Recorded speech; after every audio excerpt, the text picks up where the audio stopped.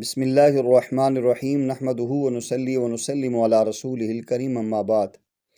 پیارے آقا کریم صلی اللہ علیہ وسلم کا ارشاد گرامی ہے، اچھی بات کہنا خاموش رہنے سے بہتر ہے، اور خاموش رہنا بری بات کہنے سے بہتر ہے۔ ایک حدیث کا مفہوم ہے کہ لوگوں میں سے بعض لوگ خیر کی چابیاں اور شر کے تالے ہوتے ہیں، اور بعض لوگ خیر کی تالے اور شر کی چابیاں ہوتی ہیں۔ علماء اس کا مفہوم یہ بیان کرتے ہیں کہ خیر کی چابی اور شر کے تالے کا مطلب یہ ہے، ایسے عمدہ اور بہترین نفوس قدسیہ کی صفات کے مالک وہ لوگ ہوتے ہیں جن سے ہر خیر کا دروازہ کھلتا ہے۔ ان کی زندگی کا مقصد ہی خیر پھیلانا ہوتا ہے۔ وہ خیر الناس من ینفع الناس کی عملی تصویر ہوتے ہیں، اور ہر شر فتنے کا وہ دروازہ بند کرتے ہیں۔ تو گویا وہ خیر کی چابی اور شر کا تالا ہوئے۔ اور بعض لوگ ایسے ہوتے ہیں جن کی زندگی کا مقصد ہی شر پھیلانا ہوتا ہے۔ وہ ہر جگہ شر ہی کو ہائی لائٹ کرتے ہیں، اور خیر کی ان سے توقع ہی نہیں کی جا سکتی۔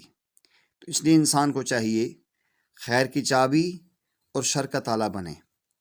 جس طرح ہر تالے کی چابی ہوتی ہے، اس طرح انسانوں کے دلوں کی بھی چابیاں ہوتی ہیں۔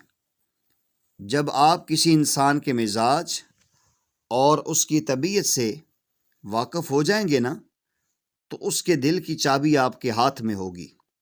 لوگوں کی زندگی میں ہر طرح کے حالات پیش آتے رہتے ہیں، کبھی وہ خوش ہوتے ہیں، کبھی غمزدہ ہوتے ہیں، کبھی وسعت ہوتی ہے، کبھی تنگ دستی ہوتی ہے، کبھی خوشحالی ہوتی ہے، کبھی فقر ہوتا ہے۔ تو انہی حالات کے مطابق ان کے مزاج میں تبدیلی بھی آتی رہتی ہے۔ تو جب آپ کے دلوں تک پہنچنے کا یہ راستہ، آپ لوگوں کے دلوں تک پہنچنے کا راستہ جانتے ہوں گے، تو آپ لوگوں کے دلوں کے تالے کھولتے چلے جائیں گے۔ ہمیں اپنے دوستوں، رشتہ داروں، احباب کا جو مزاج ہے وہ پتہ ہونا چاہیے۔ اگر کسی موقع پر ہمارا کوئی دوست، ہمارا کوئی عزیز حالت پریشانی میں ہے، اور ہم وہاں جا کے ہنسی مذاق کی باتیں کر دیتے ہیں، شروع کر دیتے ہیں، تو اس کے دل میں ہمارے لیے اہمیت نہیں رہے گی۔ اور اس کے برعکس اگر ہم جاتے ہی پوچھتے ہیں، بھائی کیا پریشانی ہے، آپ کیوں ایسے رنجیدہ بیٹھے ہوئے ہیں، آپ کے چہرے کے تاثرات بتاتے ہیں کوئی مشکل ہے، بتاؤ نا یار، ہم آپ سے دور تو نہیں ہے نا، ہم سارے مل کے آپ کی پریشانی کا حل تلاش کریں گے، تو انشاءاللہ آپ یکسوئی کے ساتھ آپ کی پریشانی خوشی میں بدل جائے گی۔ تو آپ دیکھیں گے کہ ان کے دل میں آپ کے لیے محبت، عزت، عظمت، عقیدت کے جذبات بڑھ جائیں گے، اور نہیں کریں گے تو نفرت پیدا ہوگی۔ آپ دیکھیے، کبھی آپ نے غور کیا، ایک مثال دیکھیں نا، ایک ماہر ڈاکٹر جب سوئی لگانا چاہتا ہے جسم میں، تو انگلیوں سے جسم کو چھوتا ہے۔ آپ نے دیکھا ہوگا، یہ عام اسی مثال ہم دیکھتے رہتے ہیں۔ بدن کو دیکھتا ہے، پھر جہاں جون جگہ مناسب لگتی ہے وہاں انجیکشن لگاتا ہے، سوئی لگاتا ہے۔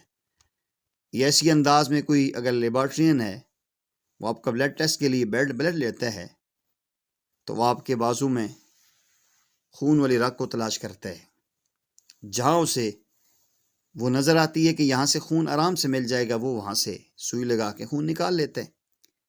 تو اسی طرح ہمیں بھی اپنے ارد گرد کے ماحول کو دیکھنا چاہیے، موقع محل کو جاننا چاہیے، حال کے امر کو پہچاننا چاہیے، پھر اس کے مطابق بات کرنی چاہیے۔ اس میں گر کی بات یہ ہے کہ ہمارا معاملہ لوگوں کے دلوں سے ہوتا ہے، نہ کہ ان کے جسموں سے۔ ڈاکٹر کا، حکیم کا تعلق تو انسان کے جسم سے ہوتا ہے، تو ہمارا تعلق انسانوں سے ان کے دل کے ذریعے ہوتا ہے۔ جب ہم ان کے دل میں بس جائیں گے نا، تو ان کا دل چاہے گا کہ ہماری بات سنیں گے، ان کا دل چاہے گا کہ ہمارے قریب بیٹھیں گے۔ تو دلوں تک پہنچنے کا سب سے آسان طریقہ دوسروں کو اہمیت دینا ہے۔ آج ہم دوسروں کو اہمیت ہی نہیں دیتے، ہر جگہ میں ہوں، دوسرے کی اہمیت نہیں ہوتی، جس وجہ سے دوسروں کے دلوں میں ہماری اہمیت بھی نہیں ہوتی۔ جب کوئی بڑا اپنے چھوٹے پر شفقت کرتا ہے، یا اسے جگہ دیتا ہے، اسے محبت دیتا ہے، تو لوگوں کی نظر میں اس کی قدر و منزلت بڑھتی ہے۔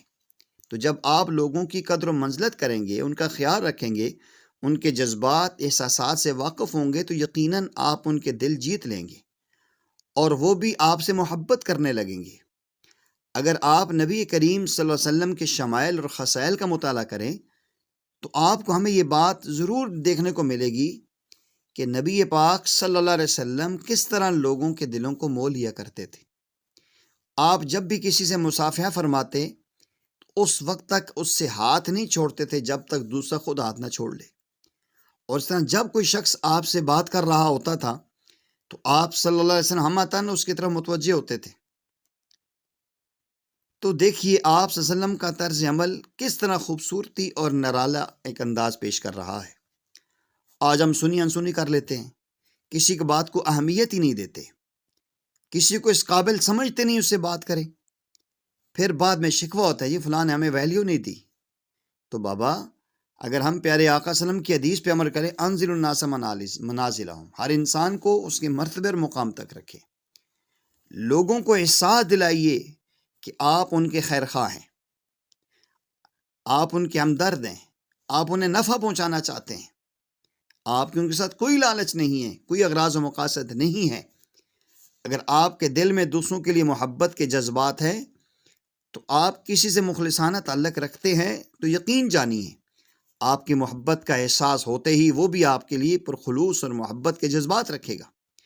اپنے جذبات کا اظہار کیجیے، صاف لفظوں میں کہہ دیجیے کہ آپ سے مل کے خوشی ہوئی جی، میرے دل میں آپ کے لیے بڑی قدر ہے جی، تو آپ دیکھیں گے کس طرح آپ لوگوں کے دلوں کے تالے کھولتے چلے جائیں گے۔ ہمیں چاہیے حوصلہ افزائی کریں، لوگوں کو اہمیت دیں اور لوگوں میں محبت کو پھیلائیں، پھر دیکھیں معاشرے میں خیر پھیلتا ہے کہ نہیں پھیلتا۔ آج ہر بندہ دوسرے سے شکوہ کرتا ہے، تبھی ہو سکتا ہے کہ ہم قربانی کا جذبہ رکھیں، خیر الناس من ينفع الناس بنے، کرو مہربانی اہل زمین پر، خدا مہرباں ہوگا اہل عرش بری پر۔ اللہ جل جلالہ ان عمدہ اور بہترین باتوں کو سمجھ کے غور کر کے اپنے سینے میں محفوظ کر کے معاشرے کو سدھارنے کی کوشش کی، ہمیں توفیق نصیب فرمائے۔